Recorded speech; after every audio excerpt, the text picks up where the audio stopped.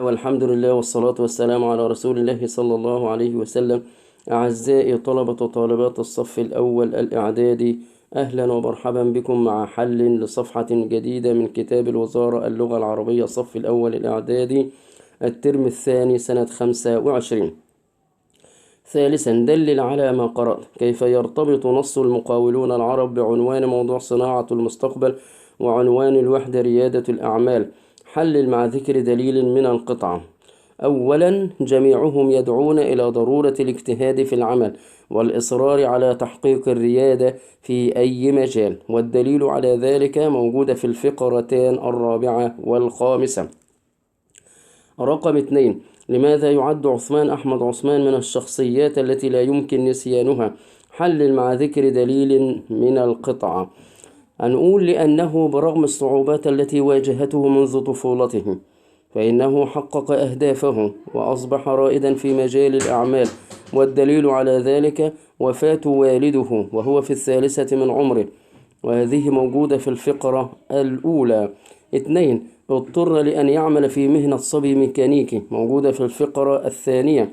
وفي الستينيات أممت شركته نصفيا، موجودة في الفقرة الرابعة. على مدى عشرات العقود تضخمت الشركة في مصر، موجودة في الفقرة الأخيرة. رقم 3، ما الذي يصنع رائد أعمال ناجحا؟ حلل مع ذكر دليل من القطعة. الذي يصنع رجل أعمال رائد هو قوة الإرادة والعزيمة في مواجهة العقبات والإصرار على تحقيق الأهداف، والدليل بدأ العمل بإنشاء شركة صغيرة للمقاولات، موجودة في الفقرة الرابعة. 3، على مدى عشرات العقود تضخمت الشركة في مصر، في الفقرة الأخيرة. رقم 4، هل يجب أن يكون النجاح في ريادة الأعمال مقاسا بمدى تحقيق الربح فقط؟ أم يمكن أن تكون هناك معايير أخرى كالاستدامة أو التأثير الاجتماعي؟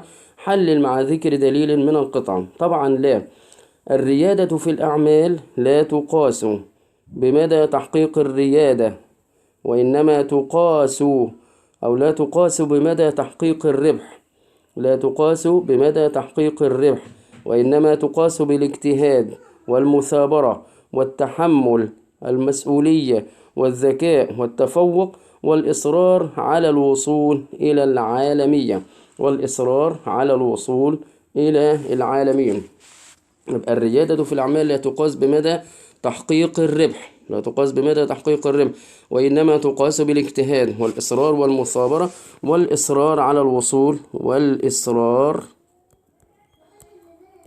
على الوصول إلى العالمية. بعد كده نشاط رقم 1، قواعد لغوية، الفرق بين النعت والحال. لاحظ ما تحته خط. دخل المعلم الباسم فصله. زرت مدينة ساهرة أمس. سررت من الطلاب المتفوقين في دراستهم. قضت الطبيبات الساهرات ليلهن يعالجن المرضى. إذا نظرنا إلى المجموعة الأولى نجد أن النعت والمنعوت يتفقان في التعريف والتنكير، فنجد أن المعلم هنا موصوف أو منعوت، والباسم هنا النعت. فكلمة الباسم وصفت المعلم بأنه باسم، والمعلم هنا معرف بال، والباسم أيضا معرف بالأل. المعلم هنا مرفوع والباسم أيضا مرفوع، لأن النعت بيتبع المنعوت في التعريف والتنكير والإعراب. إذا كان المعلم مرفوع يبقى النعت أيضا مرفوع، إذا كان المنعوت منصوب يبقى النعت أيضا منصوب، وهكذا. وهنا المعلم والباسم يتفقان في التعريف، ده معرف بأل والباسم معرف بأل. زرت مدينة ساهرة، فزرت فعل وفاعل، ومدينة مفعول به، وساهرة نعت لكلمة مدينة، فساهرة وصفت المدينة بأنها ساهرة. فكلمة مدينة أيضا المنعوت هنا نكرة، فالنعت أيضا نكرة، والمنعوت هنا منصوب والنعت أيضا منصوب، يتفقان في التنكير ويتفقان في الإعراب. سررت من الطلاب المتفوقين في دراستهم. سررت فعل وفاعل من حرف جر، الطلاب اسم مجرور بمن علامة جره الكسرة، والطلاب هنا معرفة، والطلاب أيضا هنا منعوت. أما المتفوقين فهي نعت مجرور بالياء لأن كلمة الطلاب أيضا مجرورة. قضت الطبيبات الساهرات، فالطبيبات فاعل مرفوع بالضمة، والطبيبات هنا المنعوت، والساهرات هنا النعت. فالطبيبات يبقى المعلم هنا، نقول المعلم هنا منعوت، والباسم نعت. مدينة كما قلنا مدينة هنا منعوت، وساهرة أيضا نعت. الطلاب منعوت، والمتفوقين النعت. الطبيبات منعوت، والساهرات نعت. وهنا النعت يطابق المنعوت في التعريف. أما إذا نظرنا إلى مجموعة باء، دخل المعلم باسمة، دخل فعل ماضي، والمعلم فاعل، وباسما حال منصوبة بالفتحة. والمعلم هنا صاحب الحال معرفة، والحال هنا نكرة، الحال نكرة، وصاحب الحال معرفة. زرت المدينة ساهرة أمس، زرت فعل فاعل، والمدينة مفعول به، وساهرة حال منصوبة بالفتحة. والحال هنا عبارة عن إجابة عن سؤال كيف زرت المدينة؟ قلت ساهرة. كيف دخل المعلم؟ باسما. سررت من الطلاب متفوقون، كيف سررت من الطلاب؟ بأنهم فهم متفوقون في دراستهم. قضت الطبيبات ساهرات، فساهرات حال، والطبيبات هنا صاحب الحال. هنا بيقول ضع خطا تحت كل جملة تشتمل على نعت ومنعوت. سهرت الليل طويلا أذاكر درس. سهرت الليل الطويل، الجملة النعت هنا سهرت الليل الطويل. بلادي العظيمة حفظك الله، بلادي عظيمة حفظها الله. النعت هنا جملة بلادي العظيمة حفظك الله. اجعل ما تحته خط نعتا. كرام الناس يحسنون أخلاقهم، نقول الناس الكرام يحسنون أخلاقهم. فالناس هنا مبتدأ مرفوع بالضمة الظاهرة، والكرام نعت لكلمة الناس، فالكرام وصفت الناس بأنهم كرام، كرام وصفت الناس. والنعت هنا والمنعوت يتفقان في التعريف، يتفقان في التعريف ويتفقان في الإعراب. فالناس معرفة، والكرام أيضا معرفة، والناس مرفوع والكرام مرفوع. أجبت عن الأسئلة مكتوبة، الإجابة الصحيحة أجبت عن الأسئلة المكتوبة. فكلمة المكتوبة نعت لكلمة الأسئلة، والأسئلة هنا معرفة بأل، وكذلك المكتوبة معرفة. الأسئلة هنا مجرورة، والمكتوبة أيضا مجرورة. قيامنا عظيمة تعلمنا الخير، قيامنا العظيمة تعلمنا الخير، فالنعت هنا العظيمة. جاء القطار مسرعا، جاء القطار المسرع، فالمسرع هنا وصفت القطار بأنه مسرع، والقطار هنا المنعوت مرفوع بالضمة، والمسرع أيضا مرفوع بالضمة، والقطار هنا معرفة، والمسرع أيضا معرفة. نشاط دال، اكتشف الخطأ ثم صوبه. الله الخالق ميزنا بعقل مفكرا، بعقل مفكرا. الله الخالق ميزنا بعقل مفكر، بعقل مفكر، بعقل مفكر. فبعقل هنا المنعوت جار ومجرور، ومجرور بعلامة جره الكسرة، ومفكر نعت مجرور بالكسرة. امتطى الفارس الشجاع، فرسه مسرع، فرسه المسرع، فرسه المسرع. الطالبات المثاليات بالكسرة يصنعن مستقبلهن. الخطأ هنا المثاليات، فالطالبات المثاليات، لأن الطالبات هنا وقعت مبتدأ مرفوع بالضمة الظاهرة، والمثاليات نعت لكلمة الطالبات مرفوعة بالضمة الظاهرة لأنها جمع مؤنث سالم. أبناؤنا البارين، نقول أبناؤنا البارون، لأن أبناء هنا مبتدأ مرفوع بالضمة، والبارون نعت لكلمة أبناؤنا مرفوعة بالواو. بآبائهم محمودون، هنا أعزائي الطلبة والطالبات نكون قد انتهينا من حل صفحة 35 ومع حل لصفحة 36. اختر من كل مجموعة الجملة التي تشتمل على ما يلي: 1. حال علامة نصبها الكسرة. ألف: تعبر السفن حاملة المؤن.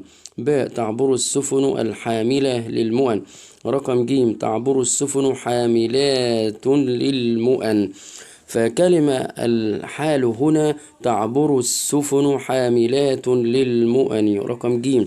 2. نعت علامة نصبه الألف. ألف: كان معلمي ذا خلق كريم. باء: أحببت المعلم ذا الخلق الكريم. جيم: إن ذا الخلق الكريم محبوب. فالنعت هنا ذا، أحببت المعلم ذا الخلق الكريم. رقم باء. 3. مضاف إليه مجرور علامة جره الياء. ألف: أنعم الله على معلم الناس الخير. باء: شكرت جهد المعلمين الأكفاء. جيم: شكرت المعلمين الأكفاء. فالمضاف إليه مجرور بالياء هو رقم باء: شكرت جهد المعلمين الأكفاء.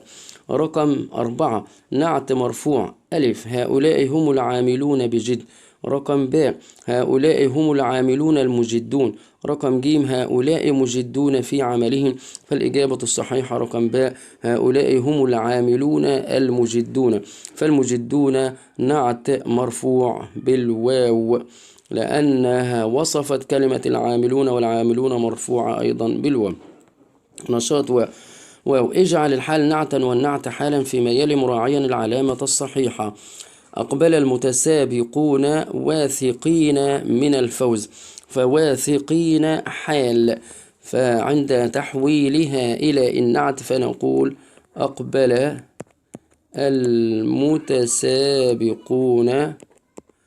المتسابقون الواثقون من الفوز.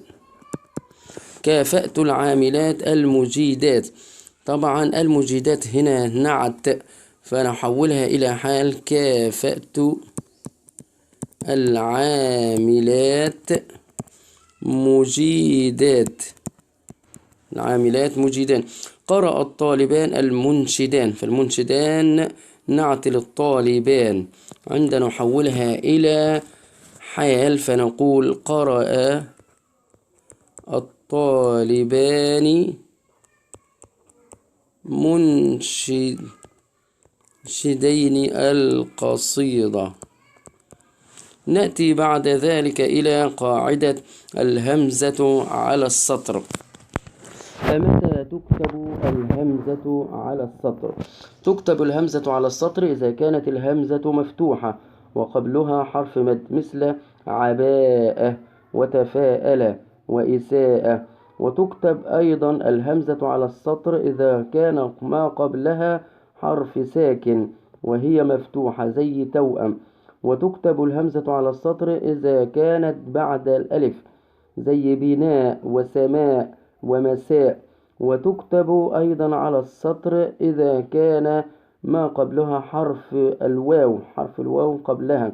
وتكتب أيضا إذا كانت بعد الياء زي يجيء ويسيء. وتكتب أيضا على السطر إذا كانت بعد حرف ساكن. تدريبات على الهمزة: املأ الفراغ بالكلمة المناسبة التي تحوي همزة متطرفة. نستمتع بمساء ممتع وهادئ. 2. أحتاج إلى ماء للوضوء قبل الصلاة. 3. ينتظر الجميع أداء العمرة هذا العام. التدريب الثاني: اختر الكلمة الصحيحة التي تحوي الهمزة المتطرفة على السطر. الطالب جريء ونشيط ومتفوق. يحافظ المسلم على وضوء طاهر قبل الصلاة. إلى هنا أعزائي طلبة وطالبات الصف الأول الإعدادي، بهنا نكون قد انتهينا من حل لصفحة 36. نترككم في رعاية الله وأمنه، والسلام عليكم ورحمة الله وبركاته.